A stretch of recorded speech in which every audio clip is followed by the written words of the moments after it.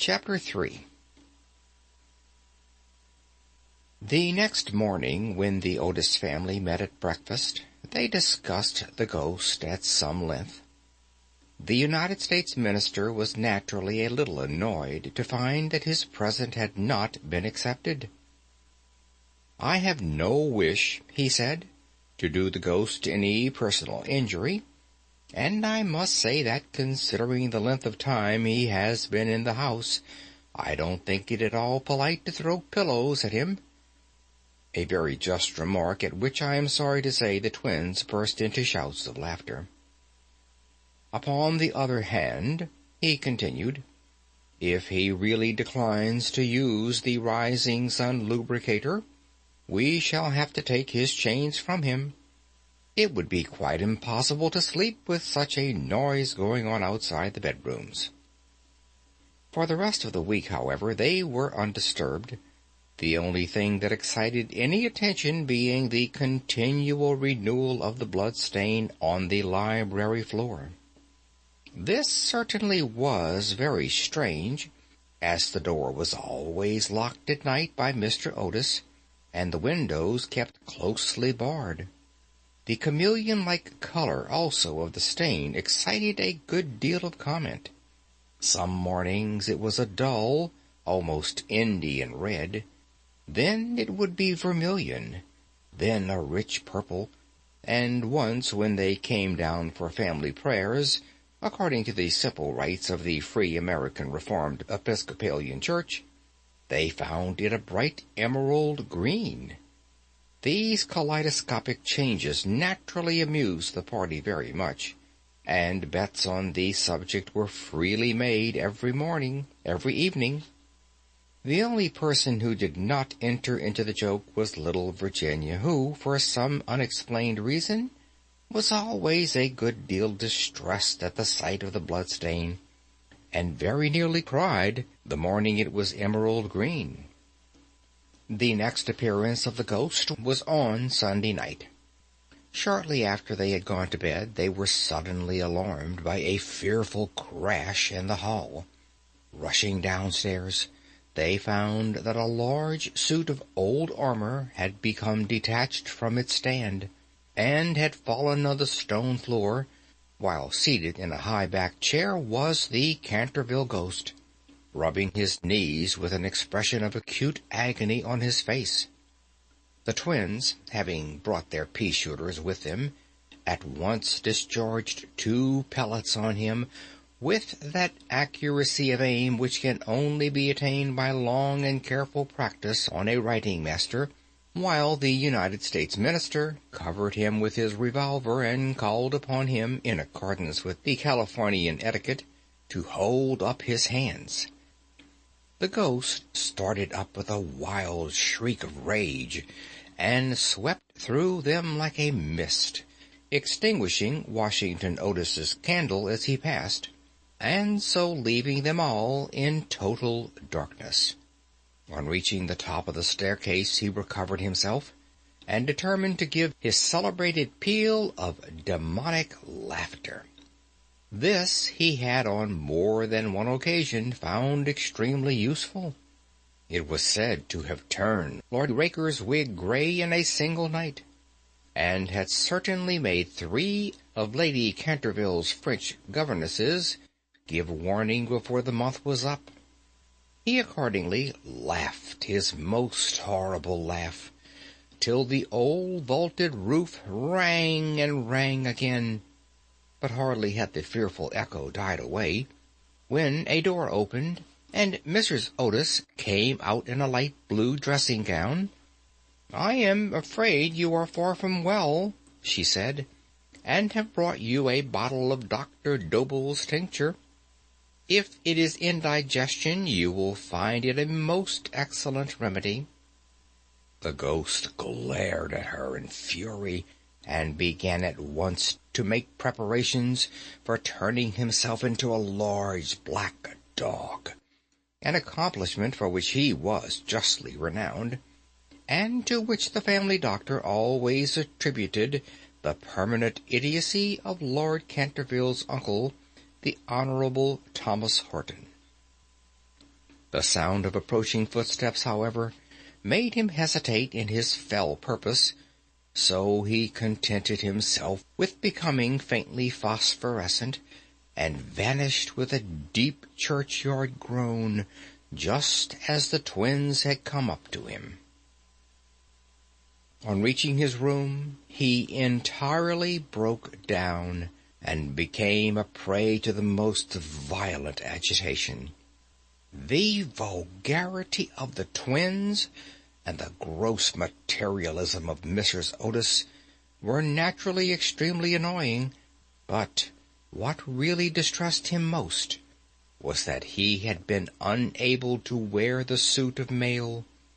He had hoped that even modern Americans would be thrilled by the sight of a spectre in armor, if for no more sensible reason, at least out of respect for their natural poet Longfellow, over whose graceful and attractive poetry he himself had whiled away many a weary hour when the Cantervilles were up in town. Besides, it was his own suit. He had worn it with great success at the Kenilworth tournament, and had been highly complimented on it by no less a person than the Virgin Queen herself. Yet when he had put it on, he had been completely overpowered by the weight of the huge breastplate and steel casque, and had fallen heavily on the stone pavement, barking both his knees severely and bruising the knuckles of his right hand. For some days after this he was extremely ill, and hardly stirred out of his room at all, except to keep the blood stain in proper repair. However, by taking great care of himself, he recovered, and resolved to make a third attempt to frighten the United States minister and his family. He selected Friday, August 17th, for his appearance, and spent most of that day in looking over his wardrobe, ultimately deciding in favor of a large slouched hat with a red feather, a winding sheet frilled at the wrists and neck, and a rusty dagger. Towards evening a violent storm of rain came on, and the wind was so high that all the windows and doors in the old house shook and rattled. In fact, it was just such weather as he loved. His plan of action was this. He was to make his way quietly to Washington Otis's room, gibber at him from the foot of the bed, and stab himself 3 times in the throat to the sound of low music. He bore Washington a special grudge, being quite aware that it was he who was in the habit of removing the famous Canterville blood-stain by means of Pinkerton's Paragon detergent.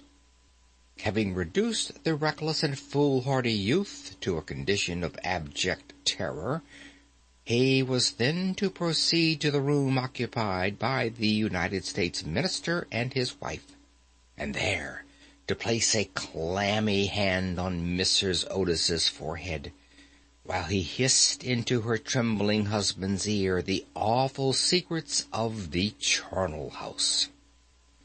With regard to little Virginia, he had not quite made up his mind. She had never insulted him in any way, and was pretty and gentle.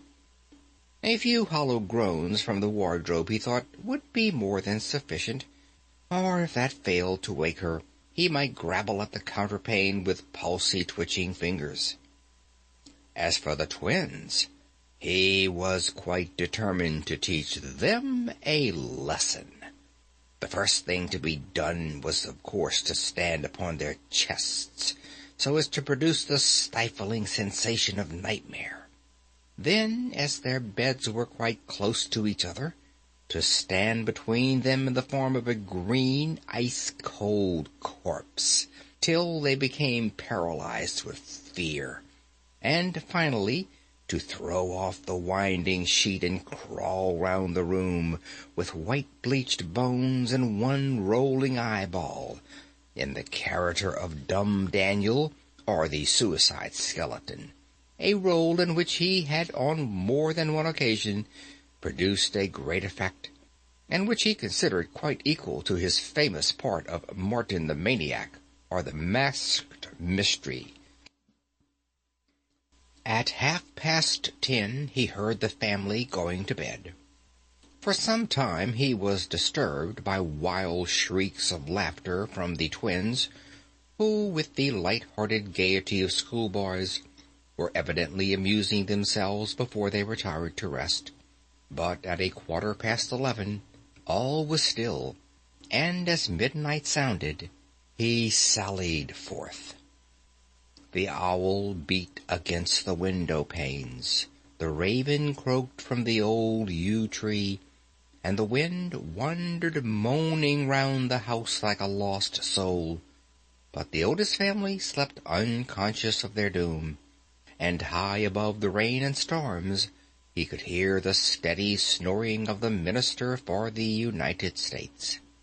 He stepped stealthily out of the wainscoting, with an evil smile on his cruel, wrinkled mouth, and the moon hid her face in a cloud as he stole past the great oriel window, where his own arms and those of his murdered wife were blazoned in azure and gold. On and on he glided, like an evil shadow, the very darkness seeming to loathe him as he passed.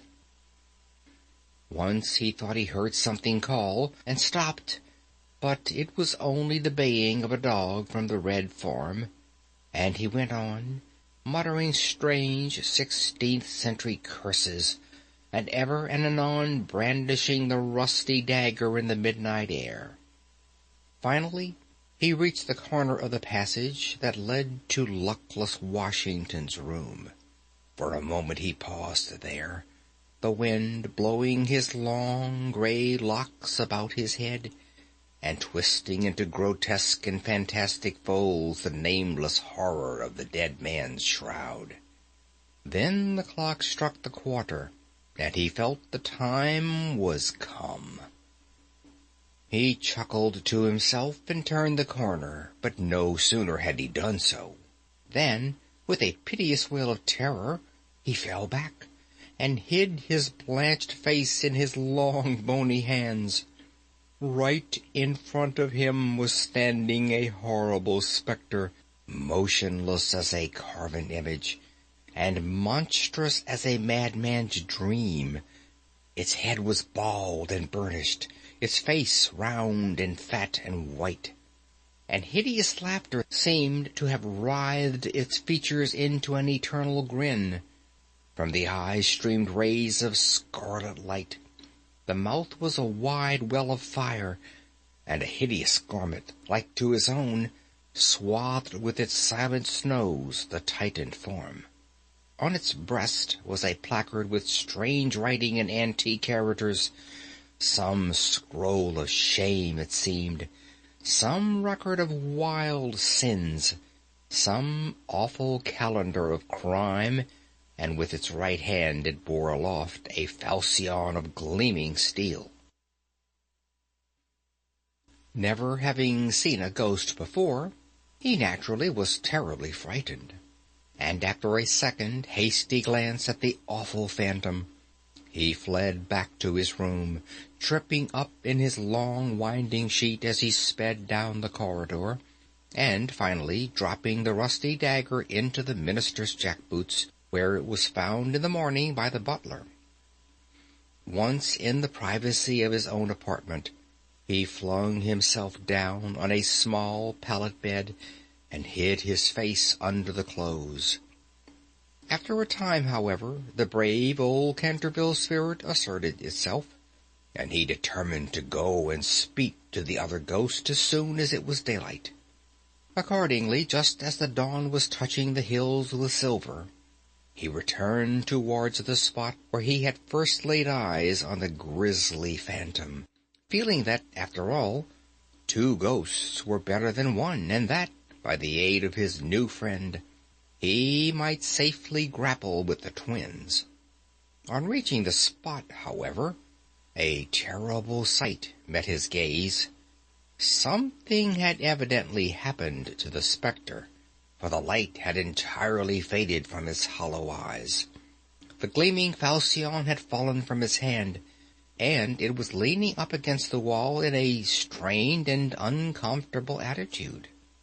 He rushed forward and seized it in his arms, when, to his horror, the head slipped off and rolled on the floor. The body assumed a recumbent posture, and he found himself clasping a white dimity bed curtain, with a sweeping brush, a kitchen cleaver, and a hollow turnip lying at his feet. Unable to understand this curious transformation, he clutched the placard with feverish haste, and there, in the grey morning light, he read these fearful words: "Ye Otis ghost, ye only true and original spook, beware of ye imitations. All others are counterfeit." The whole thing flashed across him. He had been tricked, foiled, and outwitted. The old Canterville look came into his eyes.